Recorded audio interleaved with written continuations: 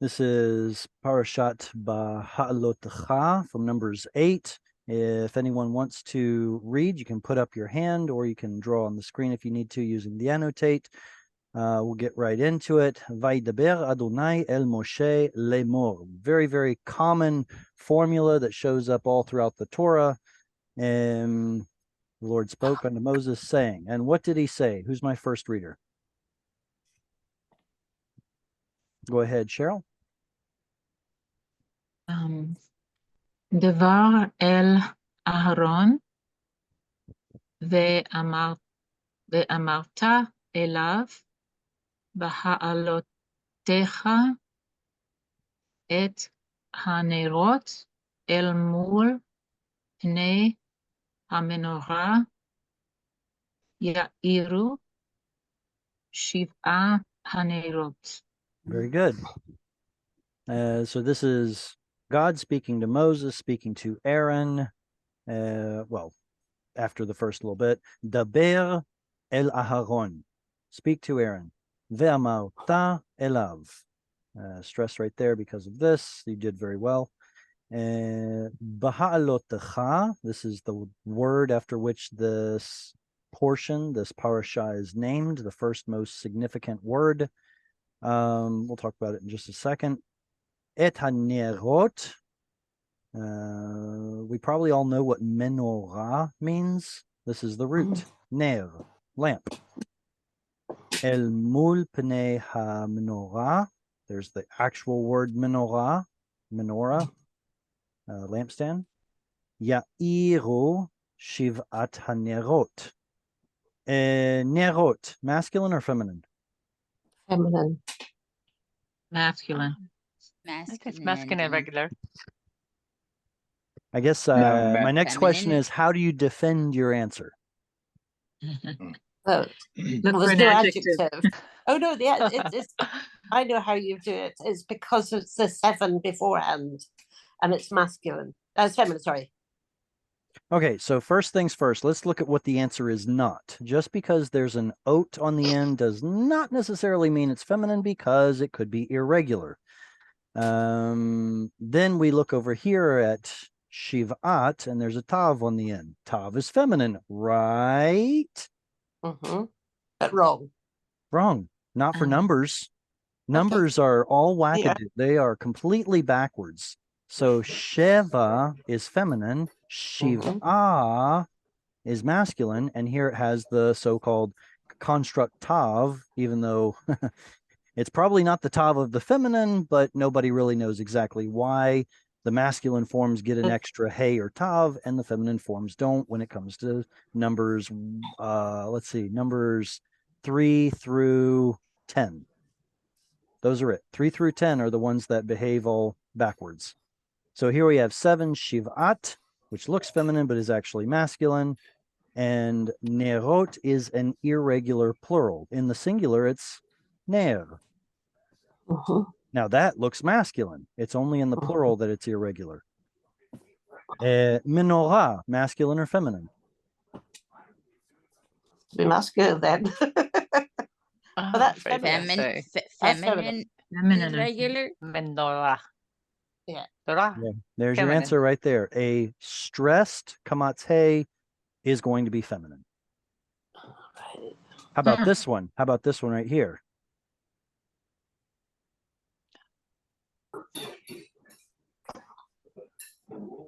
Let's see. Actually, it's going to be like, well, I'll just write it like that. Okay. Habaita.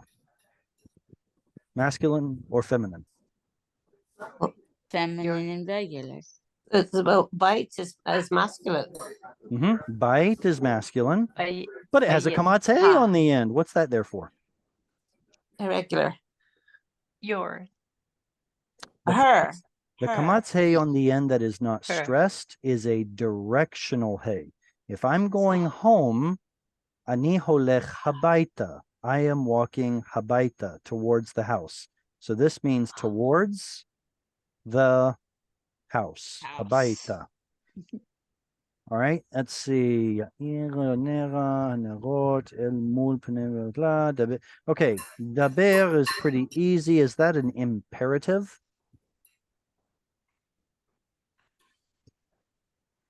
You can tell from Yes. the English translation that it's an imperative, but now I'm going to ask you, which of the 7 binyanim does it belong to? Puer. It belongs to Pal. El. Yeah, yeah. So in the past tense or katal form or the perfect tense, whatever you want to call it, the completed aspect, there's all kinds of names for it, but it's essentially the ones with the suffix. Oh, there's another one, suffix conjugation. This would take the form e. It does not take e. That's because it's not the suffix conjugation. This is an imperative. A'e, daber. Do you know any other PL verbs that take this pattern? What are some other PL verbs? Maybe it's the EE. I can say modern. I don't know. Yeah. Millet? Good. Mile. What does it mean? To fill? Fill. Yeah, mile means to fill. Is there an oh yeah, simach or simeach would be another one. Oh. Simeach. Like To that. make happy. It would make To some, rejoice. yeah, it would be to make somebody happy. If the word were in the kal regular simple binyan, it would be sameach, and that means to be happy. Here it means make someone happy. You could say hu simeach oti. He made me happy, probably because he gave me a piece of chocolate cake or something. I don't know. All right, so that's PL. How would you tell someone fill it up? Say you pull into the gas station, into the petrol station. How do you say fill it up? Male. Male. Very good. So it takes this pattern right there. Daber el Aharon. Speak to Aaron. This is God speaking to Moses. Ve'amarta. What form is this verb? Vekatal. How do you know? Because I just studied it yesterday. Because I just studied it yesterday. Oh, of course. Because it starts with vav with shva, and it's got a kamatz under the aleph because it's a guttural. Otherwise, it would have a dagesh. Oh, you're getting colder. Oh, I'm yiktoling it. You're yiktoling it. Okay, so this is, so far we have a vav at the front. Vikatal should have a vav at the front. Excellent. Next, you should make sure that this is a katal looking verb. The right here tells you that it's a katal verb, whether it's halach, amar, yashav, whatever it is, that's your katal verb. You also have a katal suffix. So check. Now, how do I know this is a vekatal instead of a katal that and at the front of it? Because if you listen to Mechon Mamre, he's got an accent over the taf at the end. Very good. And if we don't listen to Mechon Mamre, we can look for that little symbol right there, which tells us to put the accent there. Right. So it's supposed to go here if it's a katal, i.e. past tense, right there. But if it's a vekatal, it moves to here. Yeah. And if it had a pata underneath the vav, it would be just and then it would just be, it would just be a katal verb, not a vekatal. I'm afraid you can't tell. I'm afraid you cannot tell whether it's a vekatal versus katal with and in front because of this. You will always get a shva if it's a katal with and in front, or if it's a vekatal, this always looks the same. That's the most frustrating thing about vekatal, except for this form and also the first person common singular I. Those are the only two forms where the stress jumps to the end. All the other ones look identical. The only way you can tell it's vekatal is because of context. Very, very frustrating. Elav, ve'amarta elav, and you shall say to him, BaHa'alotekha. What is the root of this big ugly word that is the name of our parsha? Or convert, or alternatively, I could ask, what can we peel away from this word to help simplify? The bay, the tay, the tet, the tet. There's there's no tet. It's a tav. Okay. Yeah, tav, and the final calf. Okay, the final kaf is a suffix to a mess. Yeah. We have in your ha'alot. What else do I peel away? Hey. The hay. Why?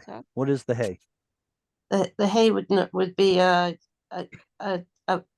yod. What does the hay mean is what I'm asking. Is it part of the root? Is it part of the pattern? What does it tell us? The hay is part of the pattern. This is a hif'il verb. In fact, it's an infinitive construct, which means we should translate it as to do something if we were going to be uber literal. The fact that it's hif'il tells us that it is causative. The root is ein lamed. Something's missing. It's ein lamed yod. Well, hey is usually how it shows up. Allah means he ascended, but the root is actually ein lamed yod, and we just don't get to see that yod. It's a weak letter. So instead of the yod, it just has a final vowel, which is represented by the hey. Okay, so that's why when you see Allah, and it means he went up, but then if you see I went up, alita, aliti, all of a sudden there's a yod. That's because the yod disappeared up here because it's too hard to say Allah, so it just turned into Allah. But here the yod is preserved. Alita, aliti, I went up. So the root is ein lamed yod, but most dictionaries don't convey that, so you look it up as ein lamed hey. Anyway, so why is there an oat attached to it? That's a good question. Well, infinitive constructs should have an o vowel in them. Think of a more regular verb like this one, shemor. And if we want to add a lamed to it, it becomes lishmor, right? So we expect an O vowel. That's fine. What about the tav? Well, because we have a letter missing, Hebrew, I don't want to say appends a tav, but rather I'll say that it leaves a tav that used to be on all infinitive constructs. This word right here was probably originally lishmor or something like that, or lishmorta or lishmortu or something. But Hebrew lopped off the tav because it was just too much to say. But whenever there was a root letter missing, like that pesky yod, the tav remains. Can anyone think of any other roots where a pesky letter goes missing and so a tav is in the infinitive form?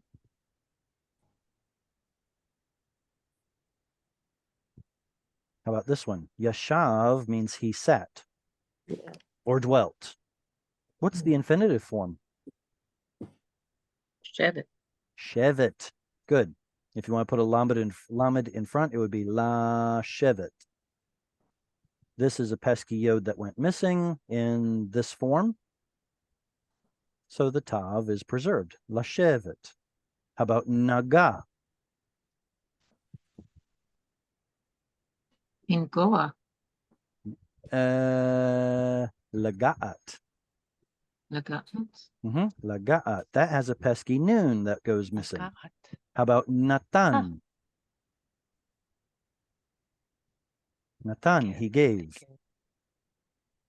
This pesky root has both a missing first noon and a missing last noon, third noon. So all we're left with is latet. Latet. Lishtot. Lishtot, very good. Lishtot. What letter is it missing? It's got a missing yod, just like Allah has a missing yod. In fact, any of the forms that end in ot, chances are they have a missing yod. Ooh, how about this one? Lishbot. What's the root? Shin bait. What? Shin bet. Vav? Well, over here it was Ein Lamed missing Yod. Here it was Shin Tav missing Yod. Here it's Shin bet. Yod? No, it actually has an actual Tav in it. This is Shabbat, to cease. So it is possible to get an actual root Tav as well. Okay, so I tricked you. What, sue me? I tricked you, sue me. Anyway, lishbot, to cease, the same root where we get Shabbat. All right, so altogether, this means in your causing to go up. What?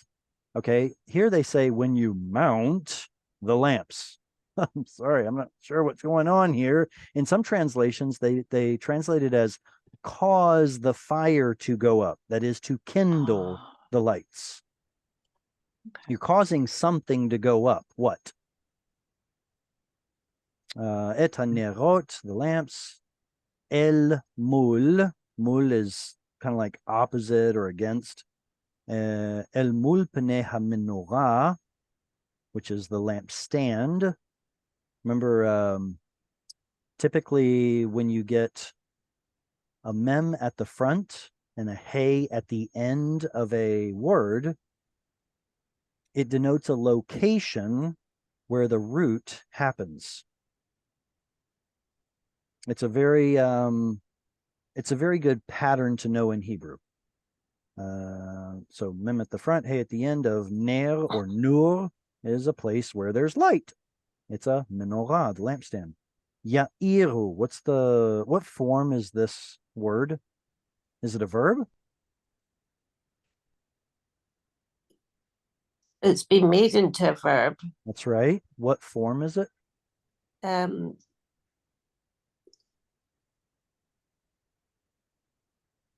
a prefix conjugation, yiktol. The yiktol? It's a yiktol prefix conjugation. So there's a yod at the front, and there's also a yiktol suffix here. The combination of these two tells us who or what is the subject. They. They. Exactly. They masculine. They masculine, actually. So third masculine plural. Why? What is masculine? Where's the explicit subject in this verse? Is it the aleph? No. I mean to say, what is giving light? What is doing the action of giving light in this verse? They is the built-in subject, but who's the explicit subject? Is it Moses and Aaron? What is it? It's the lamp. The lamps. It has to be plural, right? They. Yes. Yeah. So there's another indication that nerot is masculine. The verb is masculine. And then the root is or, aleph vav resh, which is light. And then ya'iru is in the he feel, causing to give light. How do I know it's he feel? Because I'm super smart. No, it's because there's a kamatz here and a chirik yod. Why is there a chirik yod?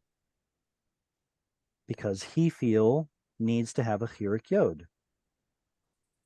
Or wants to have a chirik yod, unless there's some pesky letter that goes missing, like this one up here. But I digress. All right, who's my next reader? Any comments or questions before we move away from that? All right, next reader. That's great. Oh, please don't don't make me beg. Who wants to read? I'll do it I'll try. Go ahead, Nadiva.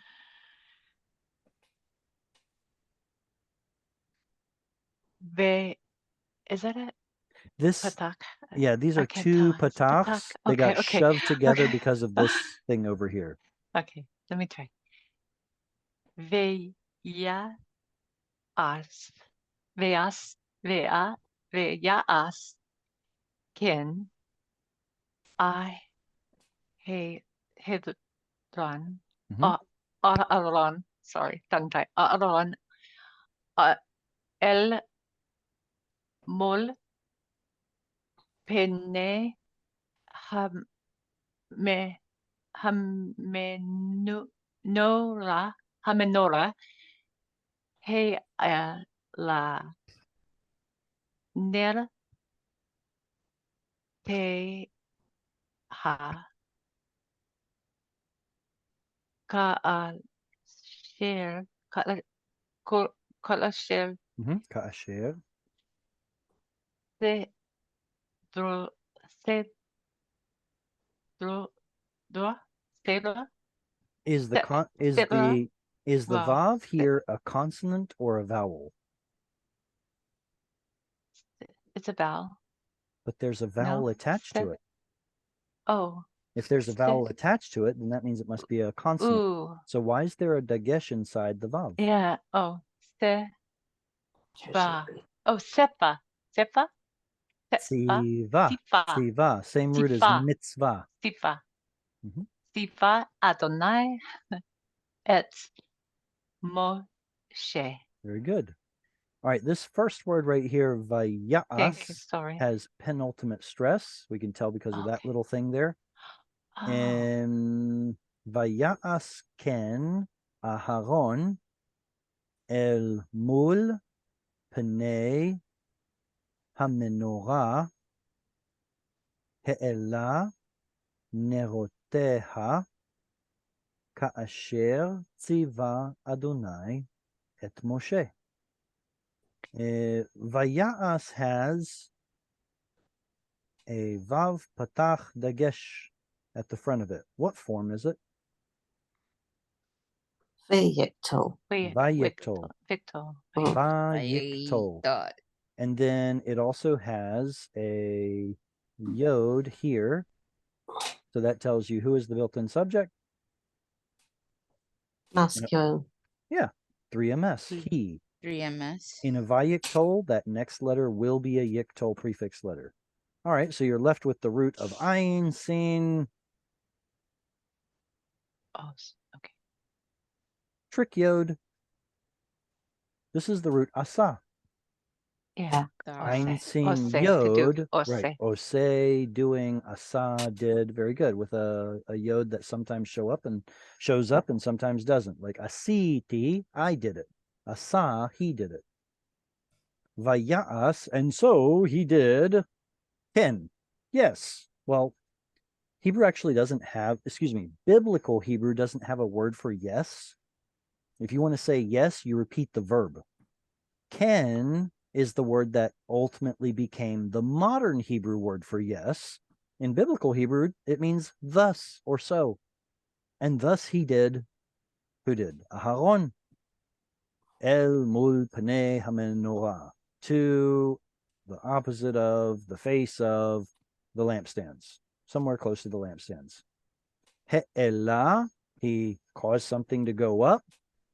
Maybe he set the lamps up in place, right? Maybe that's the thing that's going up.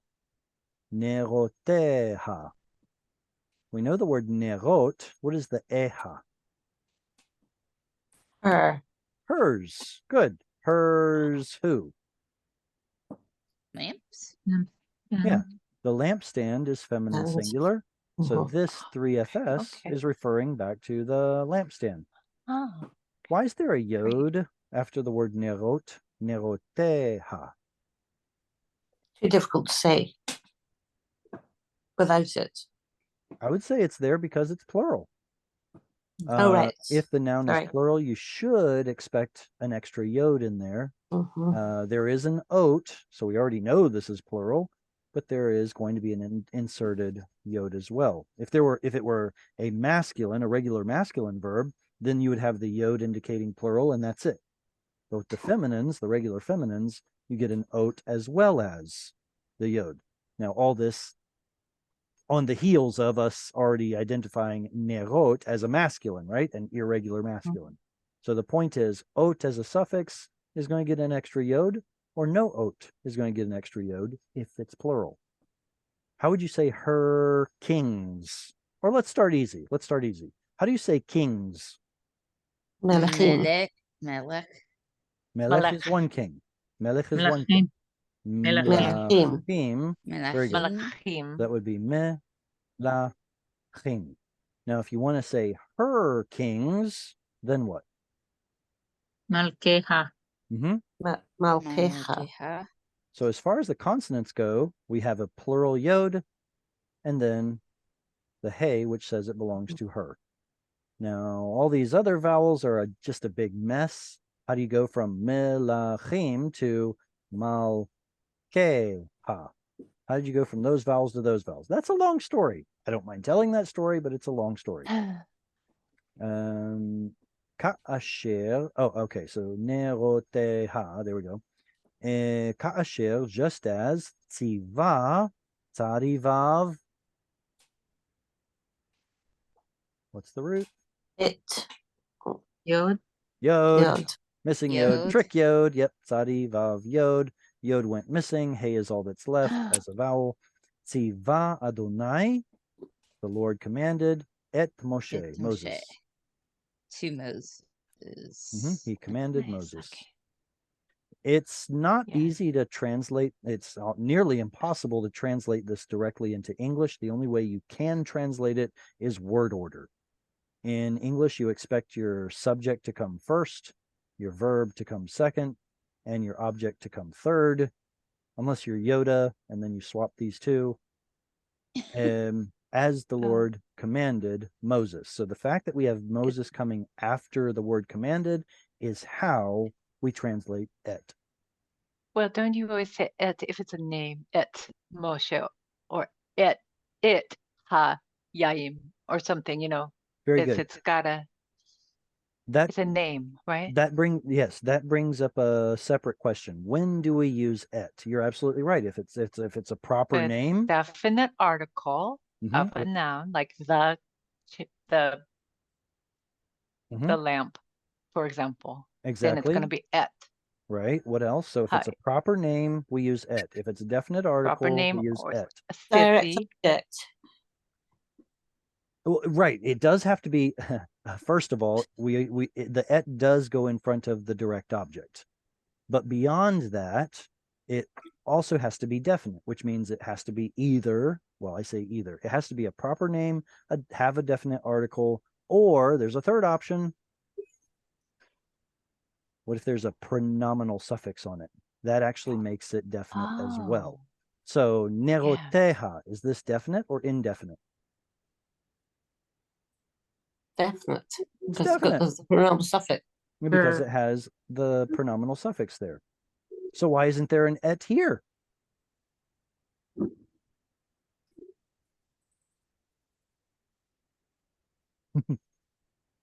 Trick question. You're tricky. Yeah. That's a Tricky, good tricky, one. tricky. Okay, so here's the thing. Et was invented in Hebrew at some point. Apparently it didn't always exist in Hebrew. We know this because other Semitic languages don't have a direct object marker. And because Aramaic has the lamed as the direct object marker, and Hebrew has et as the direct object marker. Chances are Aramaic and Hebrew invented a direct object marker in order to fill some need. So we shouldn't be too terribly surprised when the et doesn't show up when it should, because guess what? This et right here was probably inserted by somebody later on to make it sound more up to date. All right, any comments or questions on what we've read here before we move on? Go ahead, Aaron. My question is et. What's the difference between et and im? Okay. Because there is a difference, I imagine. Yeah, rabbinically there's a difference. Apparently, okay, so let me bring back the question just a little bit. There are two different ets. There's et, it could be with a tzere if it stands by itself, or with a segol if it's attached to the next word. There are two different ets that look identical. Either it's the direct object marker that we just talked about, or it's the word with. They appear different. they appear differently when a suffix is added to them. If I want to add a suffix to the direct object marker, the O vowel appears and it would be O-to, direct object, him. But if I want to say with him, it becomes a chirik, and there will be a dagesh in the tav, ito. Okay, so first off, there are two different ets. The one that you're talking about that's similar to the word im would be this one over here, which means with him. What's the difference between this with him and im? Or if you wanted to say imo, you could do that too and say with him. What's the difference here? Well, that would be like this. There we go. Apparently, I think it's a rabbinic midrash that says that et, with, means that you are a member of the class that you are with, and amo, or aim, means that you are close to, but not necessarily the same member of the class. So if I wanted to say, there's an apple with those apples, it would be ito, or itam, because it would be with them, with those apples.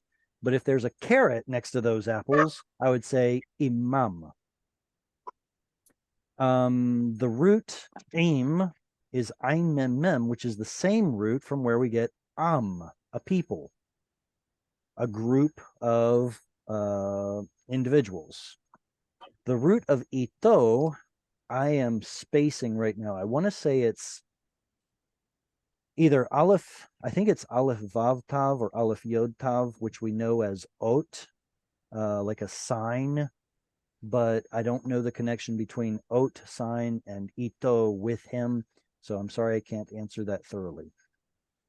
It's okay. The reason for this question was because when Adam knew his wife, the with, that with, it is used there. And then when Eve bore Cain, she says, I've acquired with, and she uses this again, et, with the Lord.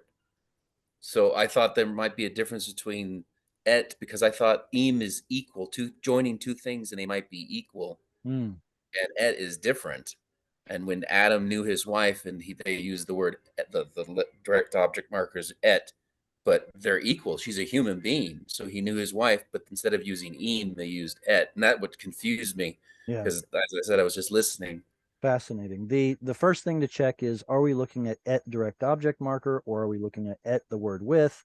And then the next point I would make is they're essentially synonymous. I mean, there are plenty of words in any language, Hebrew included, where you have synonyms that come from different sources or different roots, but they ultimately come to be synonymous.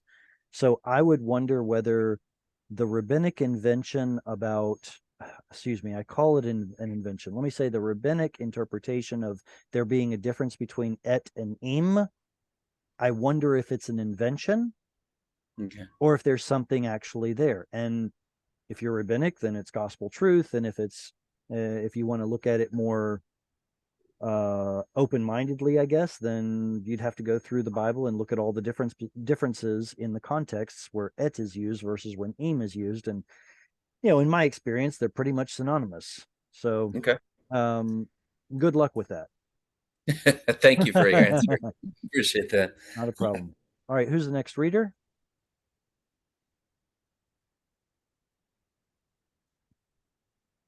Can I have a shot? Yeah, please? absolutely. Sarah, go ahead. Okay. Veze ma'asa. Ma'ase ha menorah miksha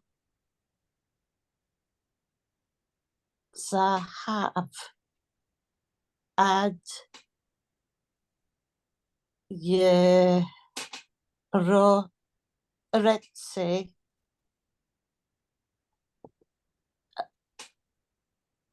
ad preha miksha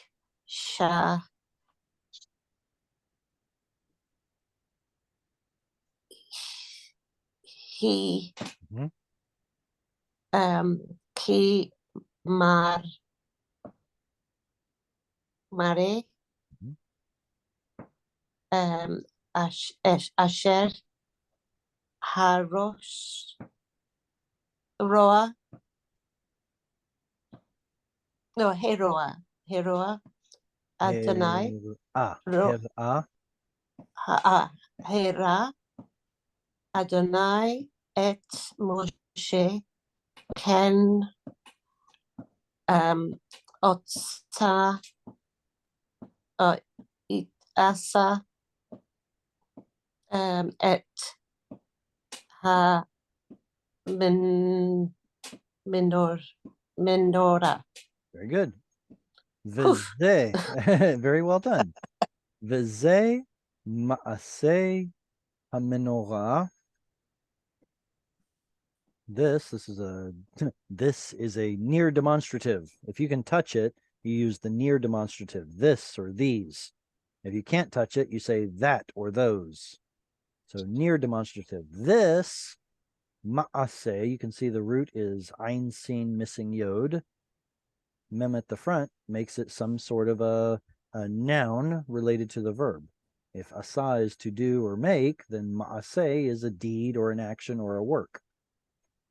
V'zeh ma'aseh hamenorah, the work of the lampstand, miksha. What is the root of miksha? Hint, it's the same pattern as this one. Of shin yod. I guess it should actually be mikshe instead of miksha. So I wonder if it is a different pattern. My apologies. Kufshin missing yod probably. Kashe, kasha, hard, something stiff or hard, that something that is like metal work, beating the metal into a certain shape, right? Miksha zahav. Ad yerecha. Why is there a dot in the hay?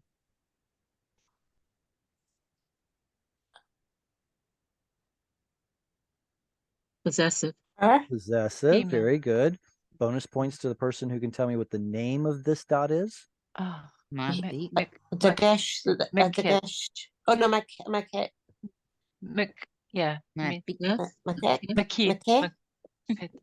We gotta call it. Mapik. Mapik. I knew it was one of them. Very good. Can we get half points for the ma part? I get one for the myth. We know it's not a dagesh because dagesh can't show up in gutturals and hay is a guttural. So it has to be something else. Now, what is the job of a mapik? Why is it there? We get it that this is a possessive suffix, but that's not technically the job of the mapik. I think it's to make hay a consonant. Excellent. It lets us know this hay is not a vowel, but rather it is a consonant. A consonant. Now, if you have a 3fs pronominal suffix on the end of a singular word, this is how it will usually show up. So mapik and 3fs go hand in hand, but you will see plenty of examples where mapik shows up as in a hay and it is not a possessive suffix. What is gava?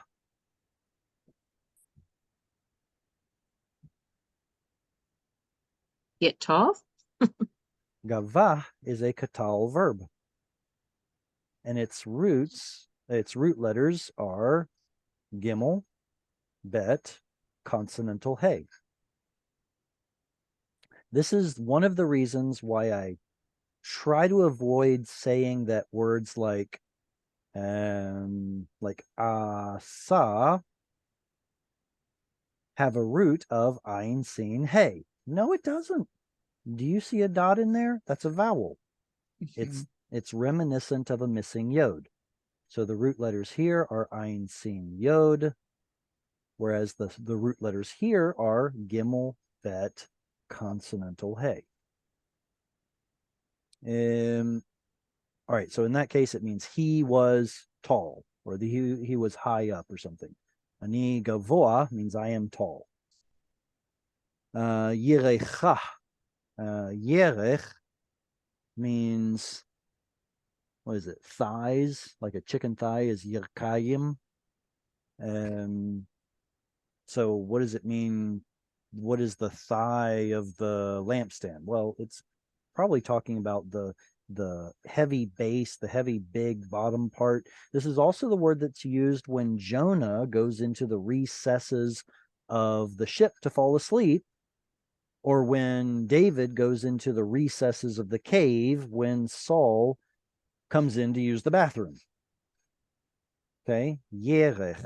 That's this word right here. Yerecha, her, I guess, foundational parts, lower parts. Would it be the bow? The bow of the ship. Each translator will choose how to translate it. When I think of, gosh, I hate to put it this way, but when I think of yerech, I think of either somebody who's got a pear-shaped body or possibly even a pyramid, meaning they're very bottom heavy. That's what I think of. And so when I hear about the yerech of a ship, I'm thinking down in those corners somewhere. Yakate Same Sion, with the cave. is By the that golly. Say again? Yakate Sion? Is that from that word? It's in a song where it's talking it's talking about Zion. You know, Yeah. it is Yakate, and I think it's a cough. Yakate Sion. So I don't know a song that has those lyrics in it. I would like you to share it if possible. Sure. But just hearing you say those two words, it would make me think of like the farthest parts of the larger vicinity or city of Sion. Like the sides of the north, maybe. It's from Psalms, I think, but I'll look it up, Jared, for next yeah, time. please. And if you can find it before the classes, or stick it in the chat and let everybody have a look at it. Okay, here it's translated as the base of the lampstand, ad pircha. How is the absolute form of this word? Perech, or excuse me, perach. A perach is a flower. It should have been pereach, but because of the chet, we get perach instead. Pircha would be her flower. Well, what does that mean? Is it figurative, or is there an actual flower-shaped part on the top of the lampstand? Rabbinically, there are some flower-shaped parts that open up to the next part of the candlestick. And also Mikshahi, she is also of beaten work of gold. And this is rather confusing to have a vav with a chirik there. We would say that this word he is misspelled, but the Masoretic scribes put a chirik there so that we would pronounce it correctly. How do we know it should be he instead of who? Apparently because we're talking about something feminine. If you work your way back and figure out what the preceding noun is, and it's feminine, well then that's what you have to deal with. Kamar'e, what's the root of kamar'e? Memresh hey? Aleph. Yod. Aleph. Yod. There it is. That hey is reminiscent of a missing yod.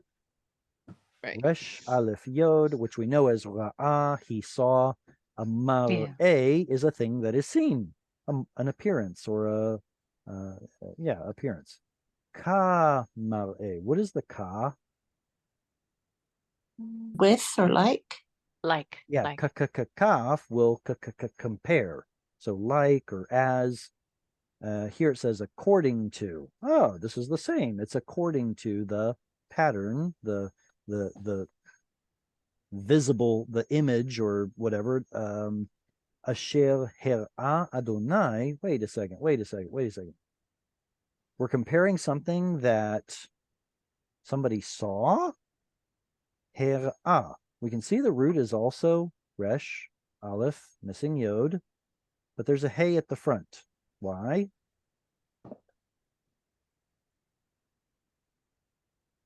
It's a hifil verb. Hey at the front of hifil, which means causative. Cause someone to see. That is, the Lord showed Moses a pattern, a vision, something seen, an appearance. And now he has to have somebody make the lampstand according to what God had shown him. This would be presumably a vision of the heavenly sanctuary or heavenly temple or heavenly courtroom of the Lord or something like that. Ken asa, thus he did, et hamenorah, he made the lampstand. Okay, if there aren't any comments or questions, we'll... Okay, Psalm 48, 2-5. Yarkatei Tzion, Psalm 48, 2-5. 2-5.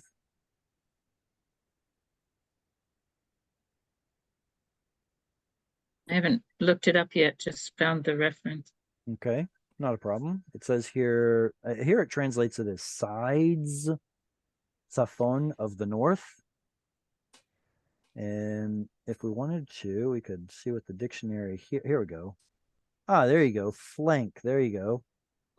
Yeah, flank. Properly flank, border, coast, part, quarter, side.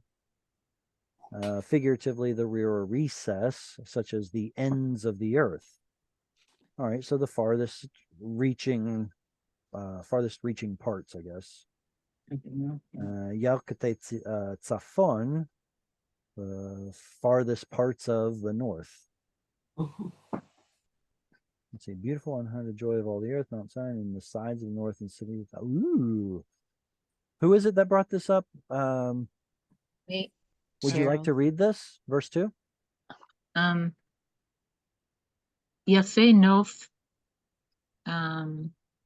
Mishosh Kol Haaretz Asher Har Tzion Yarkatei Tzafon B'Kiryat Melech Rav.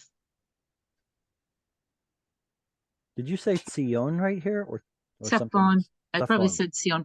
Okay. Tzafon. And how do you pronounce this word here? Meshosh. But sin is never right. That Meshosh. is to say, sin dot is on the left. It's never on the right. Mesos. Mesos. Very good. Mesos. Very good. Yafe Nof. That's actually an Orthodox neighborhood in Western Jerusalem. Wait a second. Yafe Nof is yeah, it is. Yafe Nof Mesos Kol Haaretz Har Tzion Yarkatei Tzafon Kiryat Melech Rav. Kiryat is, they translate it as city, don't they? Okay, good. Kiryat Melech Rav. All right, super. Thank you for looking that up. And welcome. All right, here's another itty bitty verse. I'll go ahead and knock this one out. Vayidaber Adonai El Moshe Lemor. That's the same thing we started out with.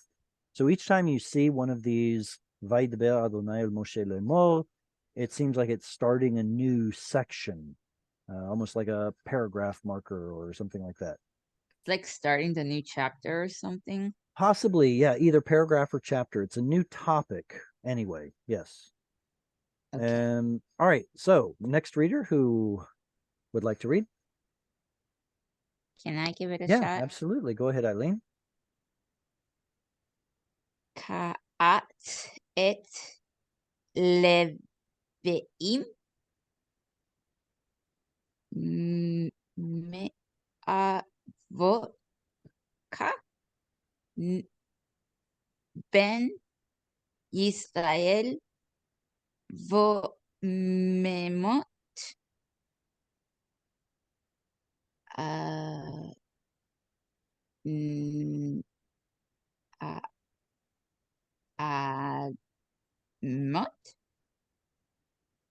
adot. This is Otam. Otam. Good. I want to read these one at a time, and I want you to repeat after me. Kach Kach et et הלוויים, הלוויים, the Levites, מתוך מתוך בני בני Yisrael. ישראל, Now this is a tet, not a mem. V'tiharta, והתחרת, switch these two. V'tiharta,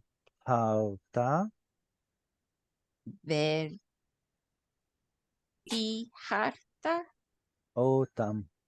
אותם. Very good. All right, what did you just read? Kach et haliviyim. What is kach? Take a minute to think about it. Take. Oh, yeah. What's the root? Kach. We only see two root letters, so some Catch. things, there's a trick letter here. Catch. Yod. Yod, Probably. Oh, you guys are just going to the lowest. That's Common I want to say that. denominator. Yeah, exactly. We've been talking about missing yods. Let's go for that. Seems like a good enough What's the solution. terminator? Yod. Lamed. It's a missing lamed. So this is the only Oh, root where a Oh. lamed goes missing. So this is extremely exceptional, extremely rare in that it's the only Oh. root that has a lamed that goes missing. It's also one of the most common verbs in the Hebrew language, so it's also going to be one that you'll see a whole bunch. So therefore, hopefully you'll learn it simply because of its frequency. Lakach, he took, imperative kach. Hey, you, take et haleviyim. Take the Levites, mitoch, there's our mem chirik In the nun. middle. Is that a mem chirik nun? I don't It's see missing. a nun It's there. in that and missing the noon. position. It It's is missing the noon a because noon. there is a principle in Hebrew that when noon comes at the end of a syllable, it's typically going to assimilate into the following letter. Min toch So- becomes mitoch. Michtoch. Mitoch. So the root of this word is tav, vav, kaf. Mhm. Okay, what does that mean? It means to be in the middle of, of at least two things. Among. Oh, yeah. Yeah, among, exactly. So mitoch, from the middle of Bnei Yisrael, from among the Israelites. The children of Israel. Very good. So Bnei is masculine plural, and in Sons. Hebrew, if you want to have a mixed crowd, you have to use the masculine plural form. So therefore, the interpreter said, well, there were more than just men there, so let's call it children of Israel instead of sons of Israel. It's a It's a construct. very politically correct world that we live in. It used to be that if you say sons of somebody, it included all their children, but now it's just the boys. So now we have to say children of Israel. It's almost kind of like talking about mankind isn't talking about just men. It's everybody. Such is life. Things change. We're going to stay old fashioned and say B'nai Israel. B'nai Yisrael. Or we'll just leave it in Hebrew and leave it untranslated. B'nai Yisrael v'tiharta. There's our vekatal indicator right there because the stress is moved. And you will tihar. Now, what is taher? Purify. Okay, good. Tiher. Tiher is he purified. What is taher? It's a different binyan. This one is PL. There should have been a strong dagesh in the hey, but gutturals don't take it, so we just omit it and pretend like it's there. It is a PL. This one is a kal binyan, or katal, if you want to call it, kal binyan, but instead of tahar with a patach, it changes to a tzere because it is a state of being verb. To be clean. Taher means he was clean or pure. Tahera would mean she was clean or pure. Do you all know any other words that have this instead of pattern in the kal binyan? right? We know plenty of Um, so- we know plenty of words that have excuse me, like this, right? Ha, shamar, halach, Shamar. yashav, blah blah blah blah. Those are all of our katal forms. In fact, that's what the means in the word katal. But every once in a while it changes to a tzere. Why? State of being. Taher, he was clean. Oh. Karev, Achal, achel. achal is a little problematic because Okay. there are places where it does show up as state of being and there are places where it doesn't. That tells us that it probably started out as a state of being verb Right. and then at some point transitioned out of it. Karev, he was close. I'll go ahead and list it though, because it does show up in the Bible. Achela, this right here. Or sorry, achela, it shows up with a tzere. So historically it was a state of being, consuming something. Mm. Anything else? Taher, karev, raev. What does it mean? He was hungry. He was hungry? Mm-hmm. He was near. How about tzameh? He was thirsty. Would ayeh be Yes, very good. Ayef is also a state of state of being. He was tired. Let's see. Chaser.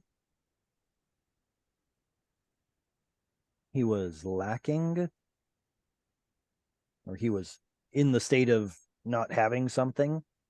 Malay, the opposite. Malay? He was full. He was Oh. full. So anytime you see this pattern, you should suspect that it's probably a state of being verb. Taher, he was clean, but then when you put it into the PL, someone is causing that someone become clean. So we're calling it to cleanse. V'tiharta, and you shall cleanse, you shall cause someone to become taher, otam, them. The Levites. Take them from those dirty Israelites and set them over here and purify them. I mean, I don't know how else you read it. Take them from among them and cleanse them. Pull them So you out had of to the take mire. it literally? Nah, you know, I mean, that's Yeah, how I read mikvah. it. Yeah, They took wash a them. bath. Hold them under the water a little bit Go longer. They're stick 'em not in the clean mikvah. yet. Oh, mercy. All right, next reader. It's a good one, right? Who hasn't read yet? Crickets. Crickets. Nobody wants to read. Do you want me to read it? again? Go Nobody ahead and wants read to again. read. Cheryl, if no one wants to Okay. read, go ahead, Cheryl. V'cho ta'aseh lehem letaharam hazeh alehem me chatat me chatat והעבירו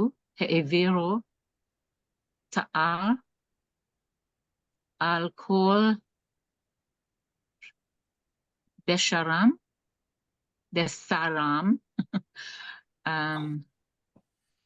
וקיבסו וקיבסו בגדיהם והיטהרו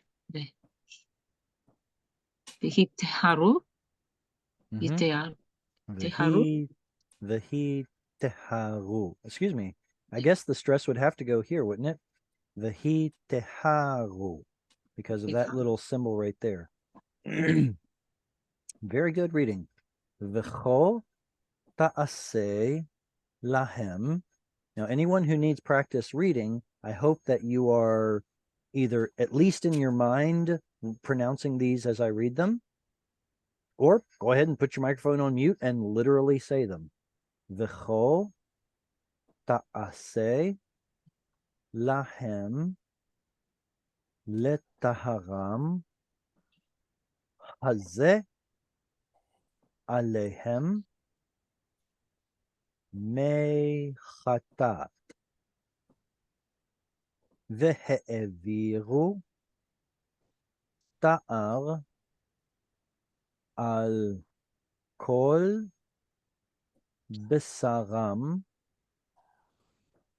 וכיבסו בגדיהם והיטהרו.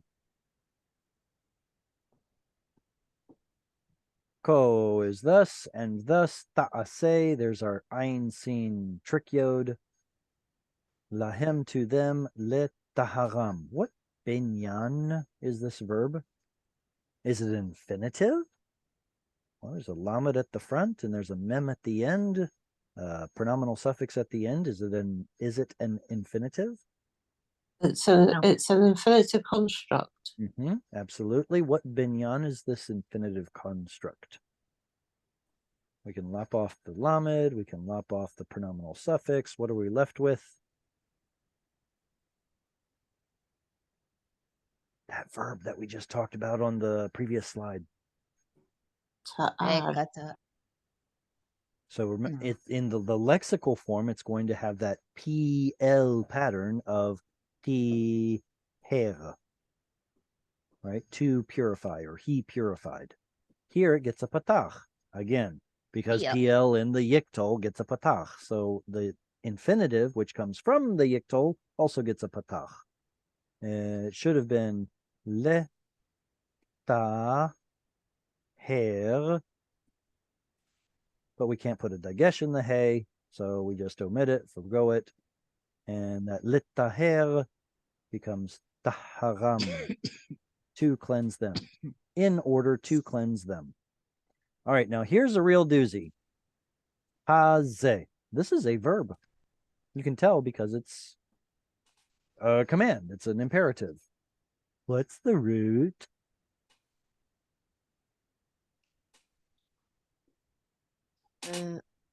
We know there's a zayin, right? There's two of them. Why is the zayin grammatically doubled? Because the definite. Is it sprinkle it? The zayin is grammatically doubled because something before it assimilated. Right. A noon? Yes.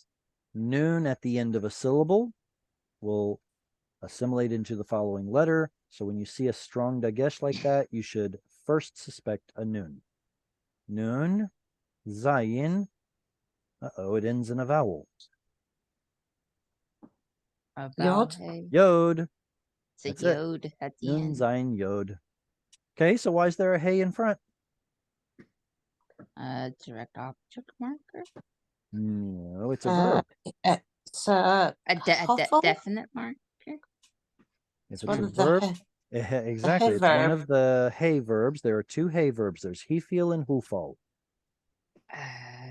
I've tidied up too much and I don't have that chart that you gave us last week. Okay, so he feel is an active verb and hufal is a passive verb. So if this were a passive verb, it would be sprinkled. But if it's an active verb, then you're doing it to something. Sprinkle. Well, we can tell that because of the translation, it must be active. How do we know from the Hebrew? It's because of this patach. He feel will get a patach in the yiktol and other verbal forms that come from yiktol. This is an imperative. It comes from yiktol, therefore it gets a patach. So the nifty little chart, and where are you? Chart. You are here. There it is. This is the nifty little chart that has diagnostic clues. If I'm looking at a verb that has a hey on the front of it, the first thing I should look at is either this, this, or this. The problem is none of them have hey patach. Okay, so where else can I look where there is a hey patach? I see that patach right The there. infinitive construct. That right there. This one has one too, but it's a smaller font because it's less common to have the yod missing, even though it does exist. Large font means it's more common. Smaller font means it's less common. So remember when we were talking about katal forms, how most of our verbs show up like this? But there's a few that have a tzere. Right there. Turns out there are a few that have a cholam. Very, very, very few number. Very small number. Anyway, back to here. Hey patach is right there. So it must be an infinitive construct. Well, kind of. What if it's an imperative? See, the imperative simply removes the tav prefix from the second person yiktol form. Yiktol forms have a tav at the front if it's you as the subject. So if you take off the tav, what are you left with? Hey patach. Hey patach. Hey patach. So that means it could either be an imperative or an infinitive right here or right here. Well, he feel is the point. Okay, so this helps you identify the binyan of verbs that are normal. It's going to be a little bit harder to identify the binyan when you have a bunch of root letters missing, but the principles still apply. We have hey patach, so look for hey patach. Me chatat. Now this has a dagesh in it too. Is something missing? None. None. It's a trick question because technically, yes, something is grammatically doubled, but is it because there's a missing letter or because it's part of the pattern? Here it's part of the pattern. The dagesh is part of the pattern. There are certain words where the dagesh is part of the pattern. The best example would be almost any PL verb. Like when you see da bear from earlier, is there a missing noon in that bet? No, it's part of the pattern. This also is part of the pattern. Chatat has to do something with a sin offering, I guess. The root chet tet aleph is sin. Chatat is some sort of a sin offering. They translate it as purifying, though. Well, water for the sin offering with the goal of purifying. Okay. So there the translator did our thinking for us. Thank you very much. Ve'eviru. This is almost a regular looking verb, except for the vowels getting messed up there. We should have suspected a chirik right here with a shva right there. It's a he feel. He feel has a chirik there and a shva there. Why is it not chirik shva? Why did it get messed up?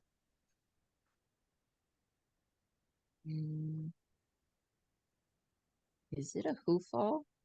No, it's a he feel. Oh, it's a he feel. Okay. It's just that we don't have a chirik shva here because of the ayin. Gutturals mess up the vowels. Oh, okay. So because this can't take a shva and takes the closest thing that it can get to a chirik vowel is a segol or a reduced segol, and therefore this takes by vowel harmonization the same segol. He'e is easier to say than he, which is very hard. So instead of ve'hi'viru, it's easier to say ve'eviru. Gutturals mess up vowels, but it's still a he feel. There's your hey and your e, which comes from I vowel. I's and e's are very closely related in Hebrew, just like o's and oo's. Let me turn it around. Most o's come from oo's. Remember, excuse me, e, and u are the three original vowels in Semitic languages. E transitions over to sometimes, and u transitions over to o sometimes, and there's where you get your 5-vowel system. Ironically, there are some places where also transitions over to an o, but I don't want to overcomplicate things. Yes, you do. I'm actually trying to simplify it as much as I can, but hey, Hebrew is very complicated. What can I say? It makes a little bit of sense because I speak Spanish and sometimes we can mix our vowels, but it makes another sound. And so this makes a lot of sense to me. Good. Good. Ve'eviru, is that a vekatal? Yeah. You will have to defend your answer. Vaito? It's no, it's not. It's an imperative. Lehe'avir. It's an imperative with the and, is it not? Ladies and gentlemen of the jury, I would like to present to you evidence he patach when it comes to imperatives. Could you put that in the chat for us to? I Oh don't have yeah, that chat. yeah, absolutely. Sorry, I haven't done it Thank you, already. Vera. Thank you, Jared. Let me. Where is it? Right, is it here? Oy vavoy. There we go. Charts. This is the lower level one. This one's the upper level one. I'll put both of those into the chat now. Thank you so much. I think I did it. All right. So the point is that if it were an imperative, it should have a patach under it. In fact, it would be ha'aviru. Ha'aviru. Imperative. Because it's a segel, that tells us that it is actually a suffix conjugation. So this is a katal right here. So now the question is it a vekatal? And the answer, ironically, comes from this imperative up here. The imperative sets the mood, it sets the tone, it sets the tense of the sentence. And because hazeh has not been executed yet, I just told him to do it. He hasn't done it yet. It's incompleted. So also, this must be a vekatal incompleted. Context tells you it's a vekatal. It's a he feel vekatal, third common plural from the root ein bet resh. I'd have to confess I worked it out from the English. How so? The let them. It's an imperative. Good. Okay. So when it comes to vekatal, all we know is that it's an incompleted action. How to translate it will usually inherit its meaning from the preceding verb. So that's an imperative. So that's an imperative. Because it wouldn't sound quite the same to say, sprinkle the water of purifying on them, and they shall shave. Or, and they will shave. Well, no, that's continuing the imperative. And have them shave, or let them shave, or something like that. Ta'al is a razor. Al kol basaram, basar flesh, basaram, their flesh. Vechi besu. What form is this?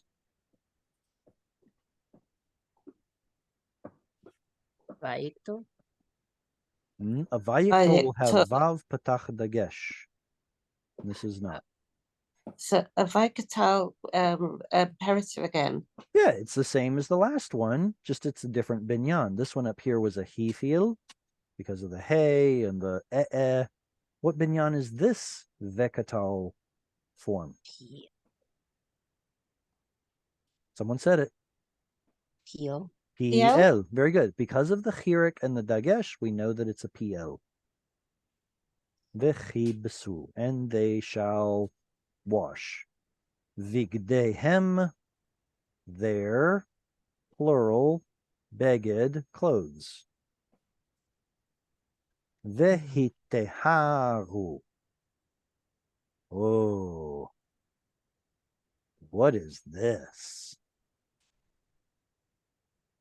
Vehiteharu. This is actually a unicorn right here. So it is from the root tet, he, resh, tahar, to be cleansed. The u on the end makes it either a katal suffix 3CP Or if it were an imperative, would be 2MP. Which one is it? Well, if it were a katal, 3CP, there should be a noon at the front. Nit haru. Nit haru. There's no noon there. Well, actually, the noon is assimilated into the tet. There's a hey in front instead. So maybe it's an imperative. But then again, I wouldn't have expected it to be I wouldn't have expected it to look like this. I would have expected hi taharu. Hi taharu. So why are the vowels all shifted around? Probably because it's coming at the end of the sentence. And what kind of forms show up at the end of a sentence? Pause and think about it. Pausal forms. Pausal forms. Oh. Think of like when the word lechem becomes lachem. Have you guys seen that before? Or nefesh becomes nafesh. Those are pausal forms. That's what's happening here too. If a pausal form can bring back an original vowel or possibly a penultimate stress, it will. How about the word shamara? Shamara means she guarded. But in pausal form, it becomes shamara. Brings back probably an original vowel here. All right, well, that's the same thing that's happening here. Instead of hitaharu, it becomes hiteharu, pausal form. So if I had to put money on it, I would call this an imperative nifal. But I reserve the right to be wrong. I'm right sometimes and wrong sometimes. All right, next reader. Still have about 10, 12 minutes or so. Who wants to read? I'll read. Go ahead, Aharon. Valekechu, Par, Ben, Bakar, Umenchato,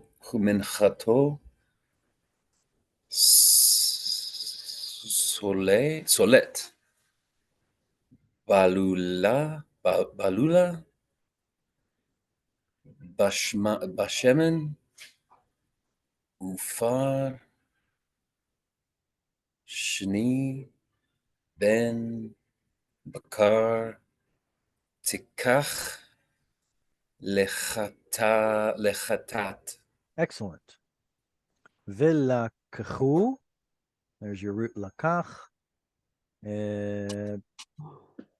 Probably a vekatal, right? Because we're continuing to say, let them do this, let them do that, from that original context of imperative. Have them take Par ben Bakar, a bull, a son of the cattle. Uminchato, a mincha is a grain offering. In modern Hebrew, it can also be some sort of a gift, but this is biblical we're talking about. And his mincha, his, whose? Well, you can see from the translation that they think it's his. If you're going to offer an animal, there's a grain offering that comes with it, an accompanying offering. Solet belula. Solet is what they're calling fine flour. The root is samech lamed tav. This is not a feminine tav. Wait. Hold up. Solet. I don't believe. I looked it up before and I can't remember. I think it's samech lamed tav. If somebody knows differently, then please tell me. Belula, this oo vowel tells us something. What form is Baruch? What form is this word? Baruch. Baruch atah Adonai. It's imperative. Not quite. Berech No, excuse me. Barech. Less. There we go. Bless. Barech is the imperative. There we go. So it has to do with blessing, but it's not an imperative. This oo sound right here, the first thing you should think of when you hear oo is passive. Think of pu al, passive binyan, or hu fal, passive causative. Here it's also a passive participle. If the door is opened, or if the door is open, it's in a state of being open, I would use this form. Hadelet petucha. Or if it's closed, hadelet segura. La. Here it's belula. So it's the same pattern. It's a passive participle.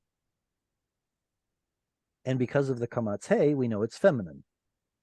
So balul would be the masculine form, just like baruch, masculine singular. But here it's belula, it's feminine. Okay. But that oo right there tells you it's a passive. So it is not mixing, but rather it is mixed. Remember that the Bible talked about why the Tower of Babel is called Babel is because God balal. Yes, he mixed them up. Confused the languages. So there it's an active verb. He balal, he confused, he mixed. But here it's passive. The flour is belula, mixed. Veshaman. Now, Aharon, is this a pausal form? I think when you read it, you said shemen, which is the normal form. But here it's shaman.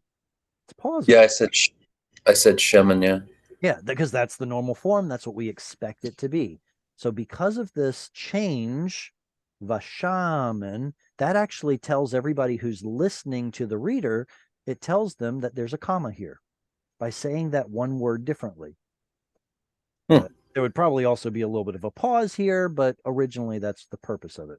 Let everybody know this is the end of the sentence. Now we're going to the, end of the logical segment. Now we're moving on to something else. Ufal sheni, and a bull, a second one. Then bakal, just want to let us know it's still this kind of a pal and not some other kind of a pal. Tikach, what's the root? Lekach. Tikach, Yeah, what's the root? Sorry, Lekach. what? Yeah. Lekach. Remember, this is that extremely common lakach where the lamed goes missing instead of usually a nun. Instead of tilkach, it's tikach. You shall take yiktol tav lechatat. Now, see, earlier they called chatat purifying. Now they call it a sin offering. Oy, oy, oy. See, if you look at the English only, there's a lot you stand to miss a lot. I'll put it that way. All right, comments or questions so far? This is my first time here, so I'm wondering, Welcome, Cheryl. The recording, will I find it in Hungry for Hebrew on YouTube? Correct. What I'll do is I'll upload it to Hungry for Hebrew on YouTube. Okay. Mm-hmm. Thank you so much. Absolutely. All right. This might be the last reader. We have about 5 minutes left. Who's my last reader? Don't be shy. Nobody likes it. Well, go ahead, Eileen. I'll do it.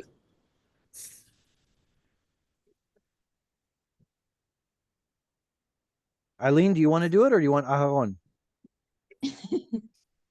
Okay, I'll do it. I'll do it. You want me to read it first and you repeat? Okay, sure. Vehikravta. Vekri hafta.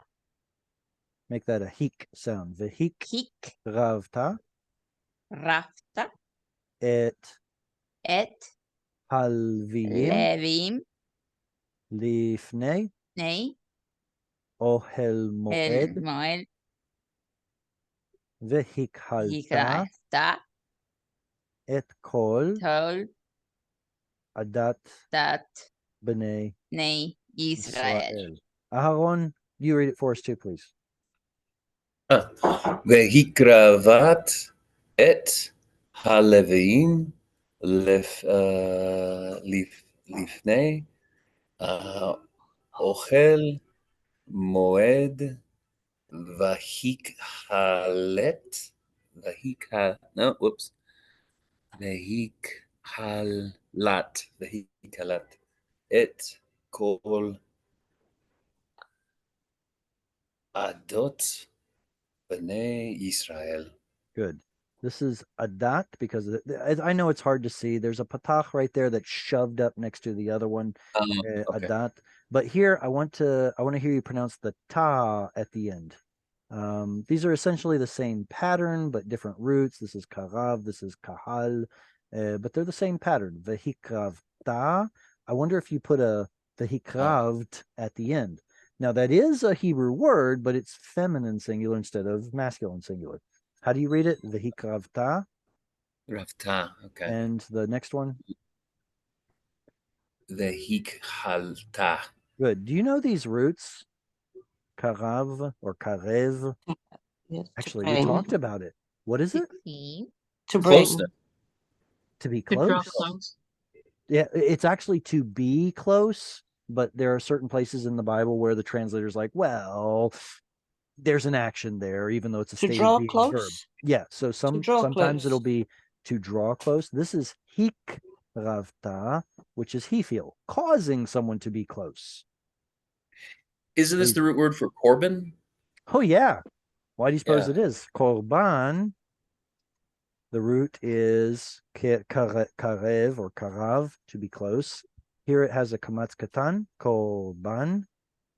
It's because the act of sacrificing something in the Bible is hikriv.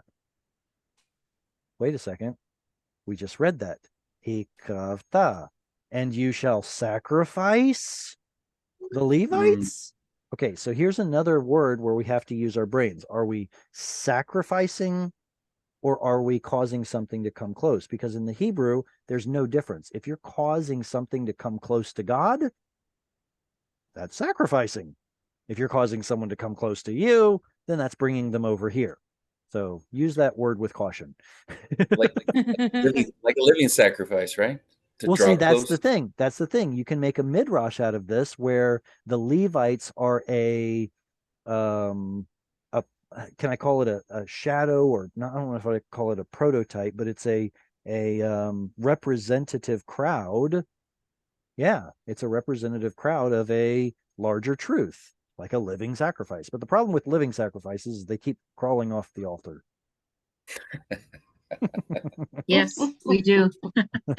Vehikravta, and you shall cause to come close, et haliviyim, the Levites, lifnei ohel moed, before the tent of moed, meeting. What's the root of moed? Anyone? Moedim. Well, moedim is the plural. Appointed times, moedim, like the festivals, those are moedim. Certain points in the year, like an equinox or a solstice. Not solstice, is that right? Solstice. Is it when the day is longest and when the day is shortest? That's called a solstice. Yes. Okay. Yeah. Okay. So solstice or equinox, those would also possibly be moedim, and it's probably the reason why we see the festivals happening during the I don't want to say it that way. I don't want it to sound pagan, but I just want to point out that the festivals seem to line up to some degree or another with phenomena in the sky. There, I said it. So, for example, Passover and Sukkot, they always occur on full moon. Exactly. Yom Teruah, Feast of Trump or Festival of Trumpets, always occurs on a new moon. Passover occurs somewhere close to the what do you call that? The spring equinox. Yeah, equinox. Yeah. Is that right? Yep. Yes. I know that the Catholic, I think that the Catholic system calculates Easter based on the equinox. Yes, that's right. There's volumes to be said about that, but anyway, it is what it is. And the root of this word originally was Vav Ayin Dalet. But if you're going to look this up in like BDB and Brown Driver Briggs dictionary, you're not going to find it under Vav. you're going to find it under Yod. Ayin Yod. Dalet. Mhm. Let me show you a parallel word. What is a moshav? Paired farm. A place for sitting. Place where you Yeah, stay. it's a place for sitting. It's either a seat, biblically speaking, it's either a seat, but in modern Hebrew, it becomes sort of this farming neighborhood, a moshav. So there are different kinds of neighborhoods. Like, for example, a kibbutz usually has a either communistic or socialistic mentality, whereas a moshav has more of a I just say a more of a capitalistic mindset. But a moshav is a place of dwelling. What's the root? Shevet, Yod. Ayin. Yashav. Huh? Yashav. Yashav, Yashav. exactly. Yod Shin Bet. If you look it up in a dictionary, it's Yod Shin Bet. But here it shows up with a vav that tells us it was originally a vav. There's one place in the Bible where this word, anybody know what's this word right here? Yeled. Yeah, a child. Yeled, Of course. a child. There's one place in the Bible, and it's a pausal form where it shows up as this right here. Valad. Walad, or originally a Walad. W sound. Oh, like Now it's a V so sound. Walad. like the Arabic. That's right. See, Arabic is a more conservative language, so it didn't change its vavs into yods, whereas Hebrew did, especially when it comes at the beginning of a word. But Hebrew preserves this. It's when it talks about Sarah being barren and without child, it uses this form. There's a vav. It's an original vav. So that's something to think about. Like if you put the word yeled into the hif il binyan, it's going to have its original vav is going to come back. Holid. Like that. Holid. So this is something, this is stuff that you start to learn in a little bit more advanced Hebrew, where you have what are called weak letters that either go missing or more original ones, stuff like that. Oh, how about this? Well, no, that's a different root. Sorry. I almost said something wrong. Wait. Head, adat, wadat, ud versus vadad, vaad. Yeah, okay, these are two different roots. So this is, I believe this is, no, assembly. I can't remember if it's the same root or not as moed. My wires are going crossed right now. Like there's a word Adon, or is that connected? You talking about a like this? Adon, yeah, with the tsiri under the ayin, I think. Mm-hmm. Like this? It's like a tekufa, like a time ago. Uh-huh. And when I look at this word, you know what I actually think of is Eden. Eden. Yeah. Gan Eden. So I wonder if it's related to that, it being a tekufa, a time period. There are plenty of people named Edan. Like Edan Reichel is a super famous guy who produced a whole bunch of awesome music. In the 2000s maybe? I'm sure he's still out there doing stuff, but he worked with a lot of like African tribes and has this like tribal sound to his music. Oh, so awesome. You'll find it under the Edan Reichel project, I believe it's called. No, I'm trying to remember whether I think Ed. I'm trying to remember if Ed is the same root as Moed, and I'm not thinking clearly right now. I thought it's Ud, to testify. It is. It's Ud, to testify. So an Adat is going to be a group of people that all have the same testimony. Bam, figured it out. Adat B'nai Yisrael. So this is an assembly of the sons of Israel. This is different than the word Kahal. Kahal is also an assembly. Ed is an assembly. Kahal is an assembly. What's the difference? A Kahal is just an amassing of people, whereas an ed is an edat is a group of people that all have the same mindset or testimony or witness of some kind.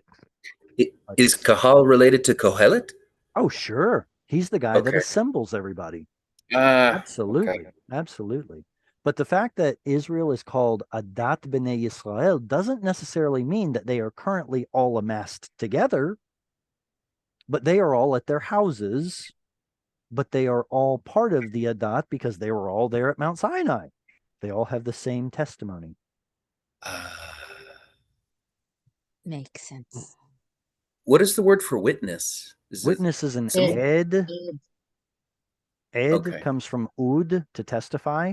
So an Okay. ed is one who testifies. Okay. Thank you. An edut would be the testimony that someone gives.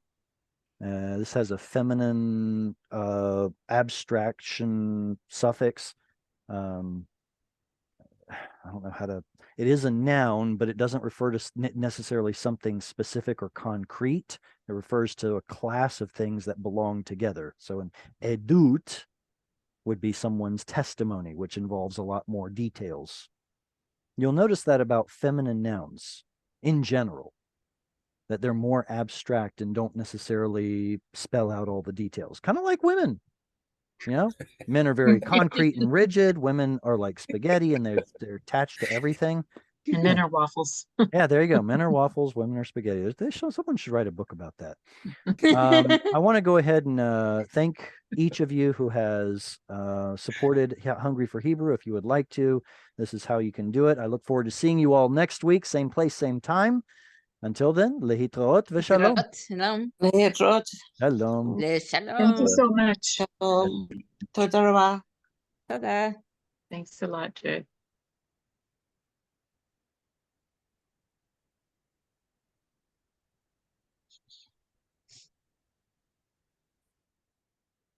What a great class. What a great class. Totally agree. So do you think that Jared is gonna keep up with the Hungry for Hebrew after he doesn't teach anymore with the biblical Hebrew? I sure hope so. I sure hope so. But I think you can learn a lot just by looking at all the there you're listening in, aren't you? I was going to end the recording here. This is going on to YouTube, so I'll go ahead and answer your question. My goal is to go ahead. I do want to keep teaching Hebrew through Hungry for Hebrew. Yes. Awesome. Thank you so much. Absolutely. God I'm bless still you. working. I'm still working on my curriculum. So this is going to have to do until my curriculum is done. But I would like to offer asynchronous lessons that somebody can, just watch on YouTube or something like that, and then come to a live class in order, like this one, in order to ask questions, fill in details, something like that. That's Cool. Wonderful to know. That's wonderful. Thank you so much. Look for forward doing to seeing you all in Yep. future episodes. I'll be here next week. Lehitraot. Glad you joined us, Cheryl. Shalom. Thank you. Lehitraot. This Bye. was fun. Toda. Bye-bye.